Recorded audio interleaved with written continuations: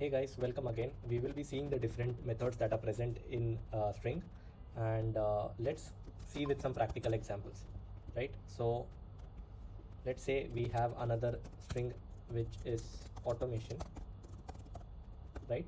So in the previous section I told you how we can see the different methods that are there, right? So all these methods are to be used for different operations that we want to do, and it is going to be very important because all your programming questions would be using these methods somewhere or the other, right? So let's see some important methods that are used throughout, right? Be it programming, be it creating at a framework level, different things that we use on day-to-day basis, which is must know. So we have something called as the length, right? So we can know the length of the string.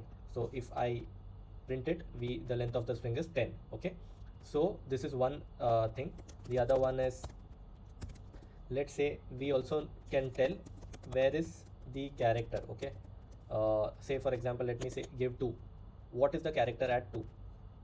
So it will print me that as well. It is t. So 0 1 2. So t is at second index, right?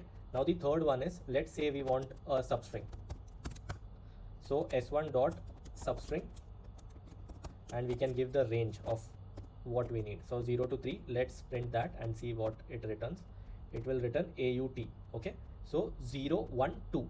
So here whatever third index we have given, it is gonna print whatever comes before that, because since our index is starting from 0, so it will give you the length 0 or 1 2, and like the length will be 3, 0 to 3, but yeah, that's how it will work. Say for example we give 2 and 5,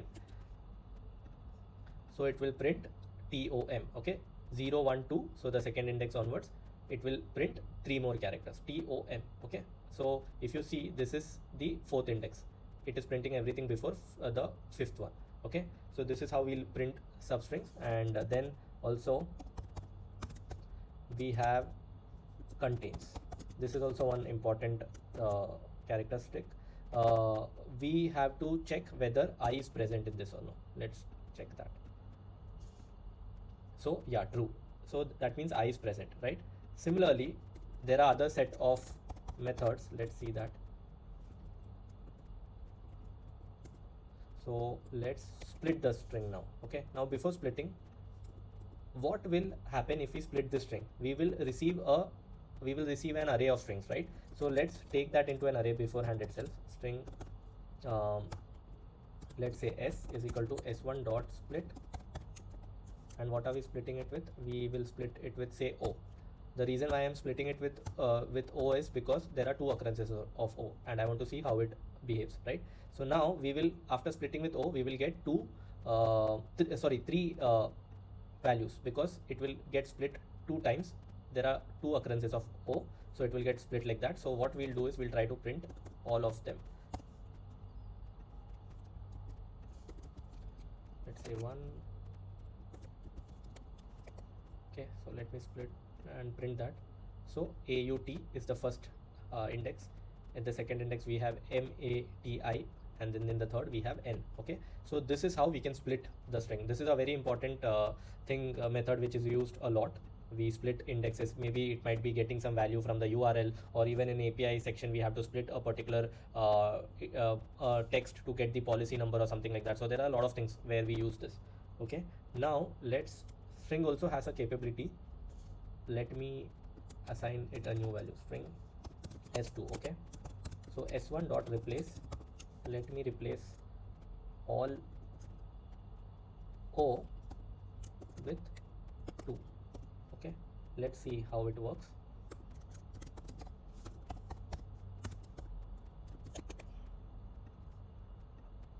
Okay, so if you can see, we got the new value. All the O's have been replaced with 2. So this is one important, you might have seen a lot of programs which say you to replace values. So this is one way of doing it. Like, of course we will use loops and all that in order to write the program, but these methods come very handy in many of the programming questions. Okay, now let's say you can also print out the index of a particular value. Now I want s1 dot, let me say index of, I want the index of, say, n. Okay, sorry, I have to put quotes here because, yeah, so let me find that out as well. So the index is 9. Okay, so 0 1 2 3, since we saw the length was 10, So 0 to 9 would be the range, and 9th is where n will be found. Okay. Now there is another very important method. So let me use that as well. So last index of. Okay. Now since we have two O's, let me use to find the last index of O. Okay. It is 8. So n was at 9. So the last index is O. So there are many programs where we have to use this as well. So programs are nothing but using these reusable methods and creating a logic out of it. Now you might be wondering, okay, why am I taking this one by one? So these all methods should be something that you should be aware about, so that if you get a program, you can use that as and when required. Okay. Say for example, I was talking about character at 2. Okay. Now if you know that this is your string and you want to print all the characters one by one, so what will you do? And now I'm going to combine all these methods together. Okay.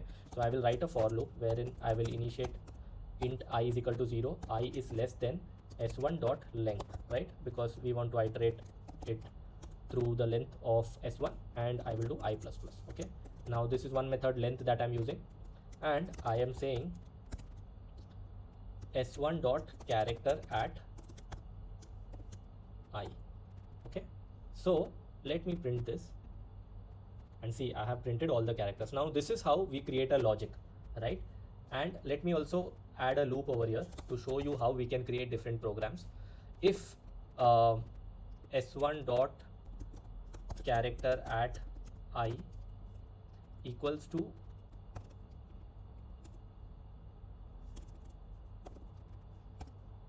okay, so let's say if s1 character at I is equal to O, then what I will do is I am gonna replace that. Okay.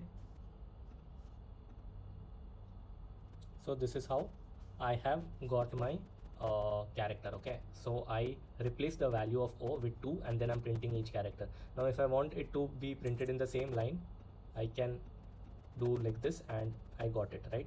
Now if I want something to be assigned, a new value should have all this value, then I can do s2. Let me initialize it. It's blank. So let me, so I took that and I assigned s2 with that value. So we can reuse this further in case if we need it in further operations. So this is how you can manipulate the string and do different operation, and these are some important methods that you should be aware about. So that's all for today. If you have any further questions, please feel free to reach out on via my Topmat page. And if you want to prepare further in terms of mock interviews and all those things, you can reach out via Topmat, and we'll take it from there. Thank you so much.